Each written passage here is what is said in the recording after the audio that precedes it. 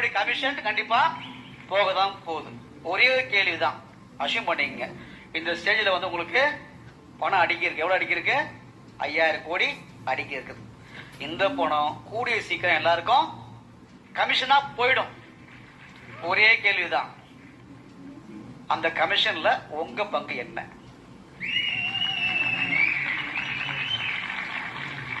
நான் சொல்ற அந்த 10,000 கோடி அப்படின்றது யார வச்சு நடக்க போகுதுங்க? யார வச்சு? அந்த 10,000 கோடி, அந்த பிரம்மாண்ட விஷயம் உங்களை பேச வச்சு நடக்கும் போது அதனுடைய பெனிஃபிட் யாருக்கு ஜாஸ்தி போகும்? உங்களுக்கு தான் ஜாஸ்தி போகும். உண்மையா இல்லையா? ரைட்.